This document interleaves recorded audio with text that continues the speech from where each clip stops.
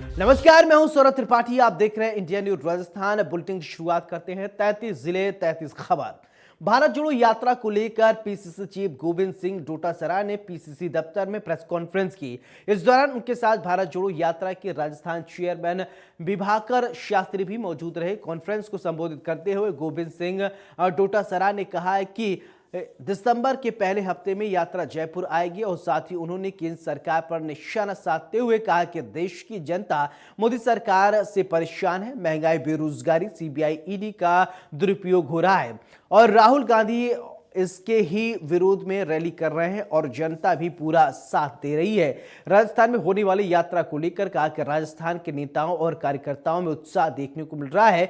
उन्होंने इस दरमियान और क्या कुछ कहा, आइए सुनवाते हैं। उस यात्रा को लेकर के अब चूंकि राजस्थान में आने वाली है दिसंबर के फर्स्ट वीक में, पहले 6 का था, फिर 3 तारीख का भी चल रहा है, 1-2 दिन आगे पीछे हो सकता है।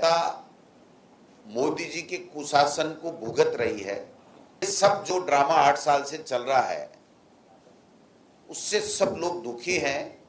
राजस्थान के नेता और कार्यकर्ता में बहुत बड़ा उत्साह है। लाखों की संख्या में राहुल जी के साथ यात्रा करने के लिए रोजाना।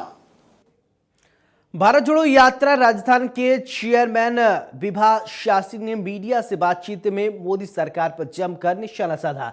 उन्होंने कहा कि मोदी सरकार में सिर्फ 2 लोगों को फायदा पहुंच रहा है, बाकी आम आदमी अपने आप को ठगा सा महसूस कर रहा है। शास्त्री ने कहा कि आज देश में महंगाई और बेरोजगारी बढ़ रही है, पेट्रोल के दाम आसमान छू रहे हैं, देश का माहौल खराब है। इन सभी बातों को ध्यान में रखते हुए राहुल गांधी देश भर में भारत जोड़ो यात्रा पर निकले हुए हैं और उन्होंने क्या कुछ कहा है, आइए सुनवा देते हैं।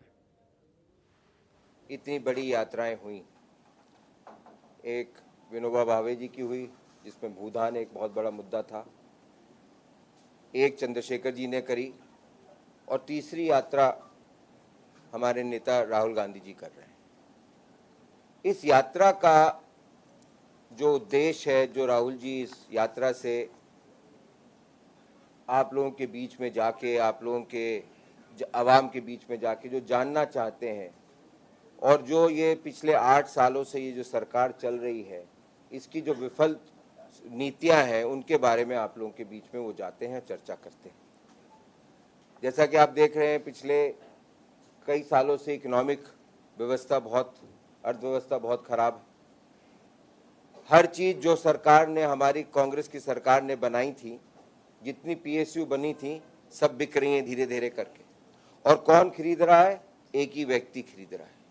जो व्यक्ति आज से 8 साल पहले किसी चर्चा में भी नहीं आते थे, आज वर्ल्ड के, विश्व के नंबर 2 के अमीर, सबसे अमीर, रिचेस्ट मैन बन गए। तो ये जो देश में हो रहा है, अमीर गरीब का भेदभाव, अमीर अमीर बनता जा रहा है, गरीब गरीब बनता जा रहा है, ये जो भेदभाव बढ़ता जा रहा है इस देश के अंदर, इसको दूर करने के लिए हम लोगों ने ये भारत जोड़ो यात्रा शुरू करी। महंगाई को देख लीजिए आप। हमने जब सरकार छोड़ा था, शासन छोड़ी थी, तो पेट्रोल 60 रुपए का था, आज 100 रुपए से ऊपर हो गया। उज्ज्वला योजना को देख लीजिए। हमने जब शासन छोड़ा था तो 400 रुपए का था, आज 1100 रुपए का हो गया। तेल 60 रुपए का था, आज 150 रुपए का हो गया। तो आम आदमी के रहने के लिए, जिंदा रहने के लिए जो लड़ाई आम आदमी लड़ रहा है, उसी लड़ाई को लड़ने के लिए राहुल गांधी आज आगे निकले। तो कोटा में यूडीएच मंत्री शांति धारीवाल ने उनके निवास पर आमजन और कार्यकर्ताओं से उन्होंने मुलाकात की। इसके बाद वो स्टेशन स्थित गुरुद्वारा पहुंचे, जहां पर प्रकाश पर्व के कार्यक्रम में शिरकत की। इस दौरान उन्होंने मत्था टेक कर प्रकाश पर्व की शुभकामना दी। प्रकाश पर्व के मौके पर मंत्री शांति धारीवाल ने श्रद्धालुओं के बीच बैठकर कीर्तन में शामिल हुए। मंत्री शांति धारीवाल का सिख समाज में दस्तारबंदी कर स्वागत किया और साथ ही उन्हें फलों से तौलकर स्टेशन सहित कोटा शहर के विकास कार्यों पर उनका आभार जताया गया। इस दौरान कांग्रेस नेता अमित धारीवाल भी मौजूद रहे। यहाँ पर इस रोज इस जयंती पर गुरु नानक जी की जयंती पर उपस्थित होता हूँ और आज तो देख करके, आज तो जान करके मुझे बहुत खुशी हुई इस बात की कि काफ़ी बड़ी संख्या में लोग यहाँ पर उपस्थित हैं। छोटी सी थी तो उसको 2 लेन की सड़क बनाई है। ये बालिका उच्च माध्यमिक विद्यालय से लेकर के गुरुद्वारा तक, जिसमें करीब करीब 26-27 लाख रुपया खर्च हुआ है। और जो ये बालिका उच्च माध्यमिक विद्यालय है उसमें भी जो है उसकी बाउंड्री वाल ठीक करवाई है, और अंदर की तरफ भी जो है उसमें 75 लाख रुपए का काम करवाया है यहाँ के निवासियों की मांग पर। उधर नेता प्रतिपक्ष गुलाब चंद कटारिया ने बयान देते हुए प्रदेश सरकार पर निशाना साधा। उन्होंने कहा कि राजस्थान की जनता सरकार का तमाशा देख रही है। प्रदेश में अनुशासन नाम की कोई चीज नहीं है। जनता खुद को ठगा महसूस कर रही है।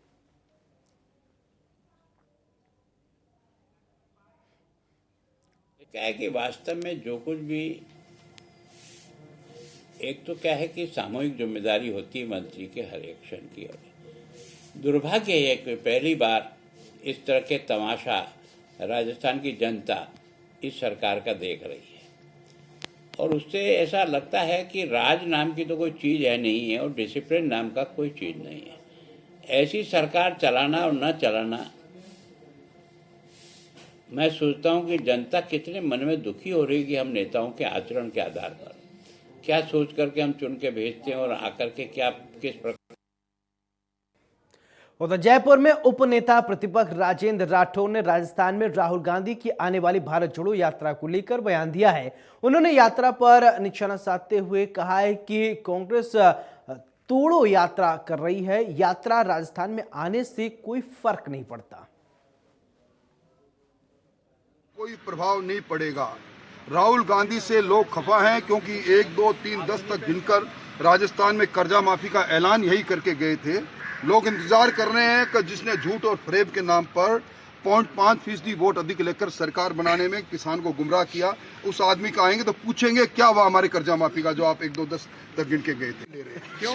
और जिस प्रकार की बचकानी हरकतें भारत जोड़ो यात्रा के अंदर दिखाई दे रही है, कभी गलबाइयाँ करते हैं, कभी कोड़े से खुद को पीटते हैं, इन सारी बातों को लेकर एक तरह से मजाक बनता जा रहा है।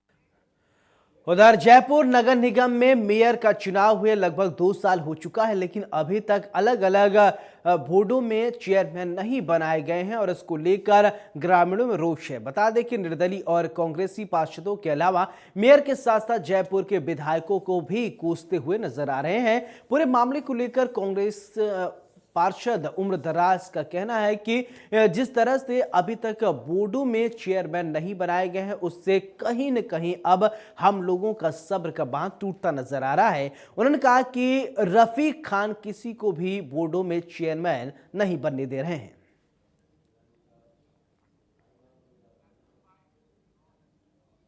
हकीकत में 2 साल पूरे हो चुके हैं। 10 नवंबर को 2 साल पूरे हो जाएंगे इस कार्यकाल के लिए, और मैं समझता हूं कि जिस तरीके से ग्रेटर में बीजेपी ने एक सरकार नहीं होते हुए विपरीत परिस्थितियों में उनका बोर्ड बना, तो उन्होंने अच्छा डिसीजन लिया। उन्होंने तुरंत प्रभाव से चेयरमैन बनाए, जिससे कि कार्य संपादित सही तरीके से हो सके। आज हेरिटेज के अंदर भी हमारी सरकार होते हुए, हमारे एमएलए होते हुए, अगर बोर्ड गठन होने के बावजूद भी अगर चेयरमैन नहीं बनाए जा रहे हैं, तो कहीं ना कहीं कोई समस्या तो है। उसके साथ मैं आपको ये कह रहा हूँ कि राजस्थान में सरकार हमारी, और राजस्थान के अंदर पहली बार जब 2 जयपुर किए गए तो पहली बार जयपुर के अंदर मेयर कांग्रेस की बनी, और मेयर की कांग्रेस बनने के बाद आप ये देखिए कि हमारे लिए कितनी शर्म की बात है कि ग्रेटर के अंदर जो भारतीय जनता पार्टी का बोर्ड है, वहाँ चेयरमैन हाथों हाथ मेयर के पावर में बना दिए गए। आज 2 साल पूरे होने को जा रहे हैं। इस 2 साल के वक्फे में आज तक नगर निगम हेरिटेज जयपुर के ना कोई चेयरमैन बनाए गए, ना कोई समितियां बनाई गई। और इससे बड़ी शर्म की क्या बात हो सकती है कि जहां सरकार कांग्रेस की, वहां बीजेपी के बोर्ड में चेयरमैन बन गए, जहां सरकार कांग्रेस की, कांग्रेस के बोर्ड में कांग्रेस के चेयरमैन नहीं बन रहे। हनुमानगढ़ में जंक्शन में राजस्थान रोडवेज कर्मचारी संयुक्त मोर्चा की बैठक आयोजित हुई। बैठक में एटक C2 इंटक के प्रदेश पदाधिकारियों ने हिस्सा लिया। बैठक में सरकार से रोडवेज की नई बसों की खरीद के साथ रोडवेज में नए कर्मचारियों की भर्ती करने की मांग की गई है। इस दौरान लोगों ने कहा कि प्रदेश सरकार पर निशाना साधा। और वहीं एटक के deputy general secretary Sanjay Chaudhary ने बताया कि मामले को लेकर 20 दिसंबर से 9 चरणों में आंदोलन चल रहे हैं। आंदोलन के 5वें चरण के तहत मोर्चा के प्रदेश के पदाधिकारी सभी डिपो में जाकर रोडवेज कर्मचारियों को उनकी मांग के लिए संगठित करने के उद्देश्य से सभाएं कर रहे हैं।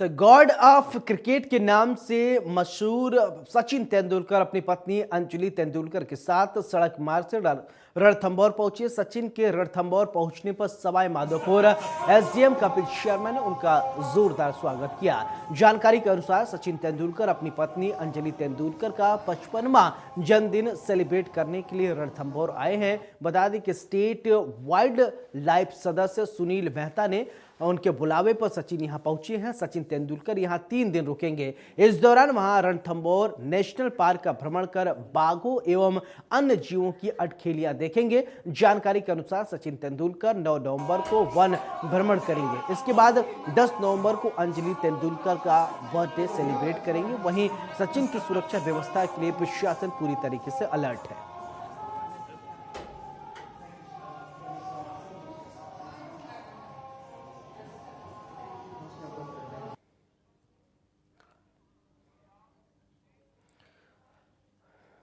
उधर टोंक के नगर फोर्ड में लघु पुष्कर मांडकला सरोवर में कार्तिक पूर्णिमा के अवसर पर श्रद्धालुओं ने पवित्र स्नान किया। इस मौके पर पशु मेले का भी उद्घाटन हुआ।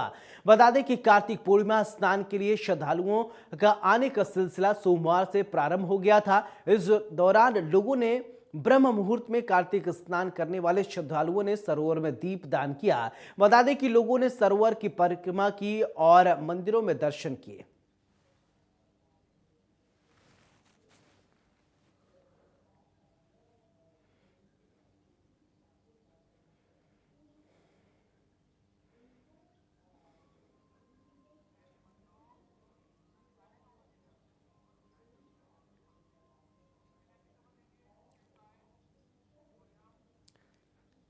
बीकानेर में मौसमी बीमारियों और डेंगू के बढ़ते प्रकोप को देखते हुए पीवीएम अस्पताल प्रशासन अलर्ट मोड पर है। इसको लेकर सरदार पटेल मेडिकल कॉलेज प्राचार्य गुंजन सोनी ने पीवीएम के अनेक वार्डों का औचक निरीक्षण किया। इस दौरान डॉक्टर सोनी ने वार्डों में मरीजों को मिलने वाली सुविधाओं के साथ साथ साफ सफाई और दूसरी व्यवस्थाओं को भी देखा। निरीक्षण के दौरान डॉक्टर सोनी ने कहा कि जिस प्रकार की शिकायत हमारे सामने आ रही हैं और उसका त्वरित निवारण किया जाना चाहिए, उसका प्रयास किया जा रहा है। इस दौरान पीवीएम अधीक्षक डॉक्टर पीके सैनी, रेजिडेंट चिकित्सक और नर्सिंग कर्मी मौजूद रहे।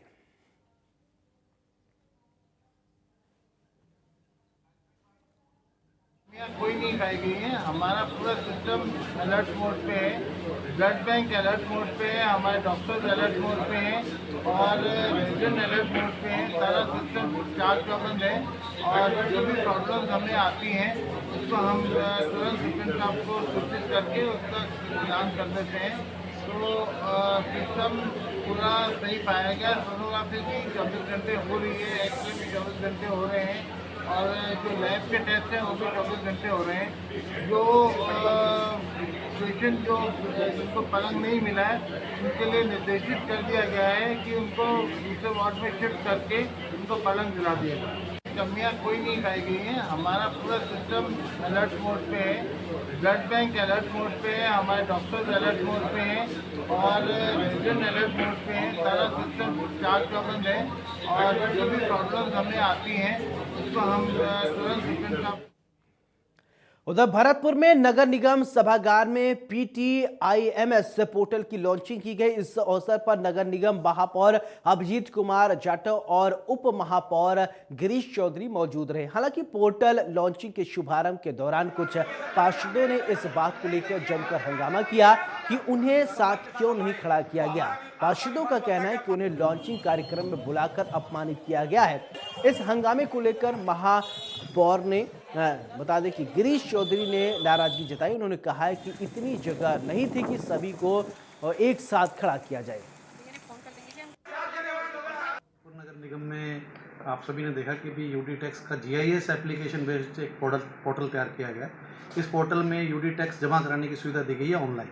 अभी तक क्या होता है कि भी ये प्रथम शहर है पूरे राजस्थान में जिसके अंदर GIS बेस इसको रखा गया। GIS बेस का मतलब ये है कि आपकी प्रॉपर्टी के कोऑर्डिनेट, आपकी प्रॉपर्टी की फ़ोटो, आपकी प्रॉपर्टी का हर विवरण इसके अंदर आप ऑनलाइन दर्ज है जो देख सकते हैं सुविधा के साथ। उस प्रॉपर्टी में आप मान लीजिए उससे संतुष्ट नहीं है किसी भी कारण से कि भी नाम से संतुष्ट नहीं है, इससे संतुष्ट नहीं है, तो आप उसमें आप अपना ऑब्जेक्शन रेज कर सकते हैं। उसका ही इसका एक लिंक दिया गया है। हमारा ये प्रयास होगा कि जो हमारे कमज़ोर तबके के साथी हैं, गरीब परिवार के लोग हैं, कमज़ोर जिनके मकान हैं, छोटे मकान हैं, कमज़ोर भाई हैं, साथी हैं, उनसे किसी प्रकार का टैक्स नगर निगम नहीं ले, क्योंकि उनका जीवन यापन करने में उनको वैसी दिक्कत और परेशानी आती है।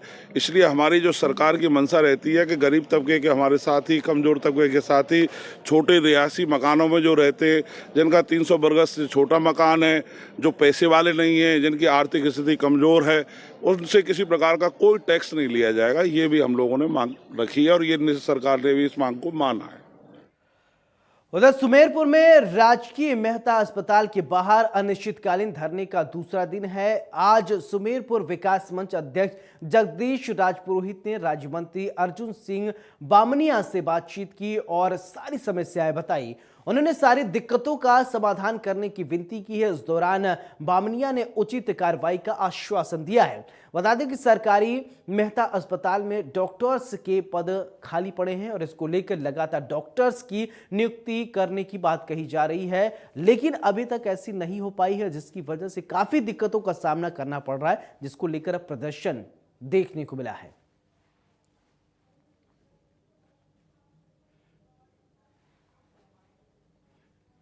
देखिए, हमारे आम जनता को लेकर हम यहाँ धरने पर बैठे हैं और हमारा विचार है पहले 5 दिन 10 दिन हमारे को जब तक डॉक्टर्स नहीं लगते तब तक हम धरना हमारा जारी रहेगा। और इसमें रही आश्वासन की बात, तो हमारे को तो काम चाहिए। जब तक डॉक्टर मिल जाएंगे जनता भी संतुष्ट और हम भी संतुष्ट। हमारे को धरना देने का शौक थोड़ी है, लेकिन अब मजबूरन जनता बेचारी क्या दुखी है। चिकित्सा राज्य मंत्री अर्जुन सिंह बामनिया साहब से बात हुई है फ़ोन पे और उन्होंने मुझे कहा है कि जो भी आपकी डिमांड है वो एक बार मुझे व्हाट्सअप कर दीजिए, तो मैं उस पर लिखवा कर जो भी कार्रवाई होती है वो मैं करवाने का प्रयास करता हूँ। देखिए, उधर सीकर के खंडेला में सरकारी स्कूल में शिक्षक और छात्र के रिश्तों को शर्मसार करने का एक मामला सामने आया है। स्कूल के शिक्षक ने स्कूल की छात्रा क्लास 8 की छात्रा के साथ अश्लीलता करने की कोशिश की है। जब छात्रा के पिता ने बीच बचाव कर विरोध करने की कोशिश की तो अध्यापक ने छात्रा के पिता के साथ मारपीट की। जानकारी के मुताबिक स्कूल के बताया जा रहा है कि गुरु नानक जयंती की छुट्टी थी स्कूल में और इसके बाद शिक्षक ने छात्रा को राशन देने के बहाने स्कूल बुलाया। छात्रा के साथ उसके पिता भी स्कूल आए और इस दौरान आरोपी शिक्षक छात्रा को कमरे में ले गया और अश्लील हरकत करने की कोशिश की। जब कमरे से आवाज आई तो छात्रा के पिता वहां दौड़कर पहुंचे और विरोध किया। तब आरोपी शिक्षक ने पिता के साथ मारपीट भी की और इस दौरान स्कूल में भीड़ इकट्ठा हो गई।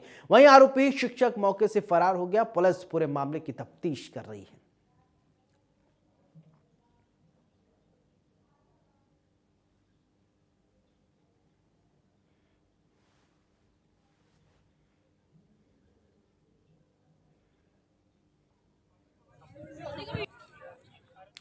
उधर बाड़मेर में रिफाइनरी के गेट नंबर 3 पर रिफाइनरी कर्मचारियों के 2 गुटों में मारपीट हो गई और इस दौरान कर्मचारियों ने कई वाहनों में तोड़फोड़ की और वाहनों को आग के हवाले कर दिया।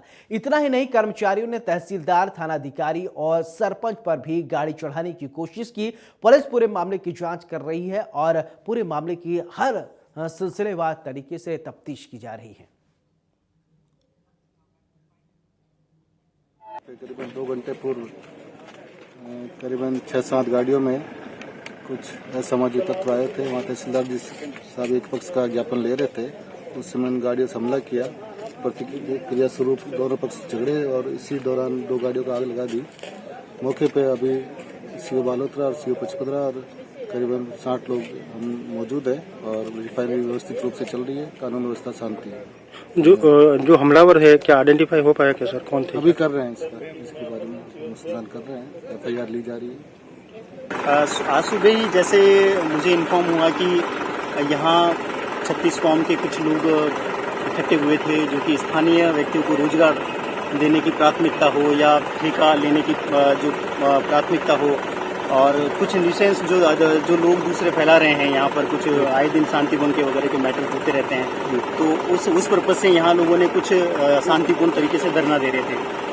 मेरे यहाँ पहुँचने पर उनके प्रतिनिधियों द्वारा मुझे ज्ञापन देने की, वार्ता करने की और पीसफुली शांतिपूर्ण तरीके से वार्ता करने के लिए वो आमंत्रण पे बात कर रहे थे। हम यकायक पीछे से 5-7 जो बोलेरो गाड़ियाँ हैं, काले शीशे थे और वो उन भीड़ के ऊपर मैं भी वहीं था, 2 थानेदार मेरे साथ थे और मंडापुरा सरपंच साहब और बाकी जो उनके प्रतिनिधि थे वो सभी यहाँ पर थे और पीछे से 5-7 गाड़ियों द्वारा उनका भीड़ सहित हमें भी कुचलने की कोशिश की गई। उधर सुमेरपुर के जाड़ा में पड़ोसियों द्वारा मारपीट करने से एक युवक की मौत हो गई और इसके बाद मृतक के भाई ने हत्या का मामला दर्ज करवाया है। मामले को लेकर सीआई रामेश्वर भाटी ने बताया कि युवक का शव मिलने की सूचना पर सीईओ थानाधिकारी और अपने जाब्ता के साथ पहुंचे और इसके बाद शव को कब्जे में लेकर सामुदायिक स्वास्थ्य केंद्र की मोर्चरी में रखवा दिया। फिलहाल पुलिस मामले को संज्ञान में लेकर तफ्तीश कर रही है।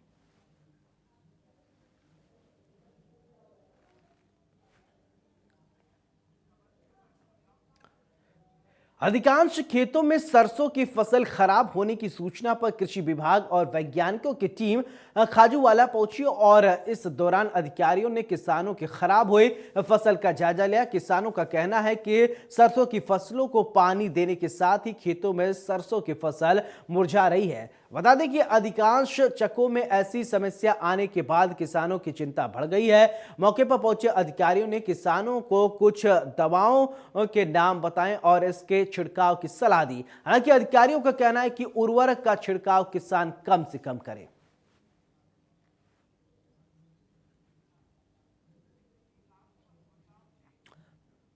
उधर कोटा के सकतपुरा इलाके में स्थित जयपुर विद्युत वितरण निगम लिमिटेड यानी JVVNL के स्टोर में आग अचानक से लग गई। आग धीरे धीरे केबल और लकड़ी के स्क्रैप में बढ़ती गई और इससे इलाके में हड़कंप मच गया। इसके बाद सूचना पर थर्मल और निगम की दमकल की टीम मौके पर पहुंची। करीब 1.5 घंटे की कड़ी मशक्कत के बाद आग पर काबू पाया गया।